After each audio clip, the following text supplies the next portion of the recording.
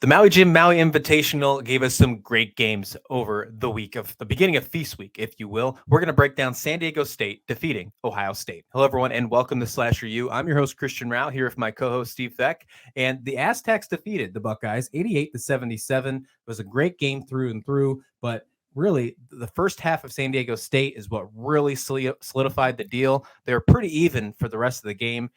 Very high scoring for the most part in this game, 88-77. What was your initial thoughts of this one, Steve? I was surprised how defensive oriented the first half was.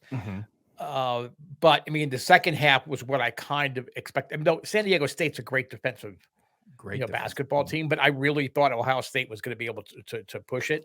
And certainly in the second half, both teams put up a 50 spot. I think it was 51 points each, I think, in the second half. But Matt Bradley is somebody that I really hadn't paid a whole lot of attention to. But he came up the bench. I don't even think he had 20 minutes, but he was like 6 for 11 from the field. He was 4 from 6 from 3. Yeah.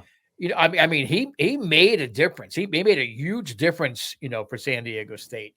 And, the other nice thing is the Aztecs, they didn't back down. Even though they're ranked and they've been getting all kind of love all through the preseason, Ohio State, you come up against Ohio State, they've got sort of like with the football team, you've got all the athletes, you've got all of the, the cats, if you will, that are athletic and fast and all of that stuff. You would think they would back down. They just didn't back down. And then the second half, it was whatever Ohio State gave, San Diego State brought it right back. So it was a really entertaining game to watch. I watched it on a replay, but I didn't get up from it. I mean, I sat and watched every minute. It's not like I went and tried to fast forward through anything. I just sort of watched the game. And then during the commercial breaks, I was just kind of thinking in my mind, how do I want to talk about this game? And it was what you want a basketball game to be. Yeah, they pulled away in the first half and they held on to it and played great ball in the second half. But like you said, real high scoring. What really solidified this game is San Diego State shot over 50% from the field and shot almost 48% from the three-point line compared to only 32% for Ohio State. Bradley, though, you mentioned him. He's like first or second. They showed this graphic during the broadcast. I thought this was very impressive. He's like first or second in like every Mountain West category you could think of. This guy's going to be one of the potential Mountain West players of the year. So keep an eye out for him. And I think he actually started getting come off the bench, but he only had 18 minutes and had 18 points in those 18 minutes. So pretty efficient play for Bradley. I'm really excited to keep watching him play. Now, as the time of this recording, we did see the second game. They did lose to Arizona 87-70. We'll get that to you at a different time, that game. And they also are going to finish off the Maui Jim Invitational taking on Arkansas. So we're going to see a little more about San Diego State after playing a few ranked teams in this Invitational. I do think the hype is real with this team. I think it's not just because they're going to be leading the Mountain West. I think they are going to be able to compete with some of these top dogs. I think the number next to their name is legit. And I think we're going to be talking about them come March to not only win a game or two, but maybe find themselves in the Sweet 16 or even maybe potentially in Elite 8, Steve. Yeah, and it's funny because they got out rebounded, but not by a lot. But they had 32 points in the paint. And that is probably something that even more than Bradley.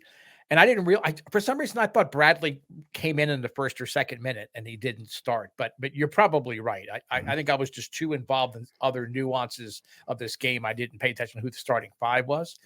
Plus, you have all that yammering at the beginning of the game. For sure. Yeah. Look, shut up. They're already playing. Give me the play-by-play. Okay, you can do your analysis later. But anyway, outscoring Ohio State in the paint, that stood out to me. And that tells me that San Diego State's going to be able to go toe-to-toe with not only the teams in the Mountain West, but every out-of-conference foe that they play. They're not going to be able to force them to shoot the perimeter. San Diego State's going to keep trying to drive the lane. They're going to try to feed the ball inside. And I think that is going to be the key to their success as far as any length of tournament run. We know where they're going to the tournament. Right. Something really horrible would have to happen for them to not to be a tournament team. But as far as how deep they will go, I mean, I would think initial instincts would be the 16, but based on all the previews we've done, I think we have 84 teams in the Sweet 16.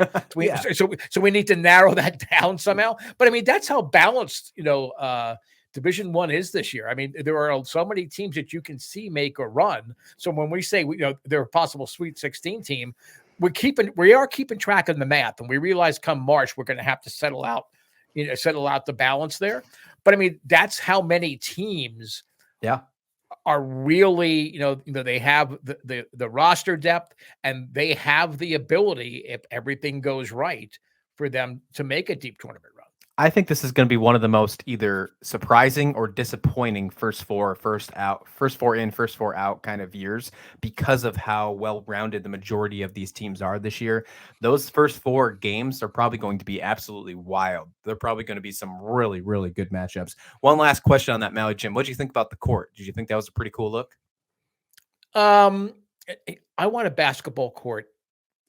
It's like my coffee. I want it to be coffee flavored coffee. I don't want, pumpkin or dill pickle or anything else in my coffee. I want it to be coffee flavored coffee. So when it comes to the court, I just want it to be a court. But I understand, for the average viewer, gee, that's kind of cool. There were some awesome sneakers in this tournament. Oh, by yeah. the way. Yeah. I don't know if they're going to be available through Nike, whatever, but there were some awesome shoes that were being sported by some of the players on all of the teams. So I'm going to be going online. I'm not a big sneaker collector, but some of those designs, I got to be wearing them. I mean, because I need something to distract from up top here. So I need something cool down on my feet to actually get people to. Yeah, good point. Let us know in the comments below what your thoughts of this game was, or the Maui Jim Maui Invitational. While you're there, leave us a like and a subscribe. Don't forget to hit that bell too, as we bring you new videos every single day here on SlasherU. So thank you so much for watching.